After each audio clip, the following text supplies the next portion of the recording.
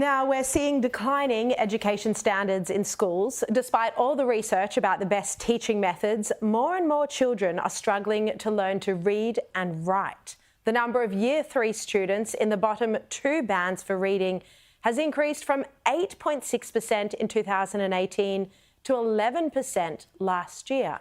Shadow Minister for Education Sarah Henderson gave a speech on this at the Financial Review conference today, and she says this is now a crisis. And she joins me now. Sarah Henderson, welcome to the show.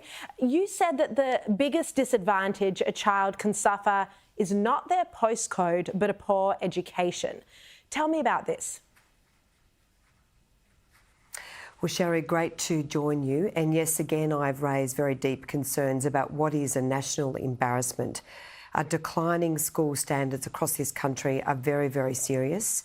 And that means that too many children are falling behind. And it's partly to blame, part of the blame, I should say, rests with the university sector, which has for many years produced efficient teacher training courses which don't reflect the science. And so it's absolutely critical that the Albanese government, in concert with the mainland states and territories, mandates the introduction of explicit instruction in every Australian classroom, the best evidence-based learning and teaching, which the evidence shows is the best way for students to thrive. The government has really dropped the ball on this. It is not being tough enough. Jason Clare is just tinkering at the edges, and I am really raising the alarm bells about this situation.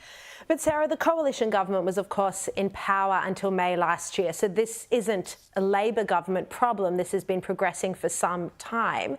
What is the fundamental issue here? Is it that the teachers could be better trained, or, what do you think needs to happen? Look, there are a number of issues, and I have to say, on the whole, our teachers do a magnificent job. They are hardworking, they are dedicated. At the moment, there is a growing teacher shortage crisis. We're not seeing the government do anything about this. There are no immediate solutions in sight. So teachers are under enormous stress. And as I say, Jason Clare is really sitting on his hands on this issue. But fundamentally, we've had this era, Sharri, of what I call loose learning or inquiry-based learning. Teachers have not been supported by the best evidence as to how to instruct children in the classroom. And we know that the teaching of phonics, explicit instruction, direct instruction is the best way for children to thrive. And I understand that the NAPLAN results that will be released tomorrow will show an even more serious picture, with 1 in 4 Australian children in every year level not reaching expected standards. So it's a very grim picture. This government needs to do something dramatic about it. We urgently need major change in our classrooms, and it really starts at the top with the Albanese government.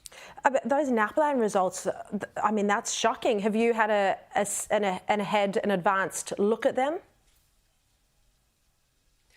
Look, I'm just getting a bit of indication about what is going to be announced tomorrow, but things are looking quite grim. And of course, it's compounded by very grim circumstances in which children have had to learn. Many children, particularly in Victoria, are still recovering from 2 years of being locked down and not going to school. But fundamentally, are you seeing? I'm sorry for interrupting, but are you seeing worse literacy and numeracy outcomes in Victoria than in the other states? Well, we have to wait and see. The results are out tomorrow, but I certainly know anecdotally that many, many families in Victoria are pulling their hair out, trying to cope with teaching their children how to adapt again to being in the classroom after 2 hellish years. But the bottom line, Sharri, is that we as a nation are falling behind. 20 years ago, we were neck and neck with children, 15-year-olds in Singapore, and now we are 3 years behind. The worst statistic, I think, is that 1 in 5 Year 7 students has the reading ability of a Grade 4 student. I mean, that is absolutely appalling, Sharri. And as I say, governments have got to act, but so do universities. Yeah, no, it's completely unacceptable to have children who are in primary school and can't read and write. Sarah Henderson, thank you very much for your time.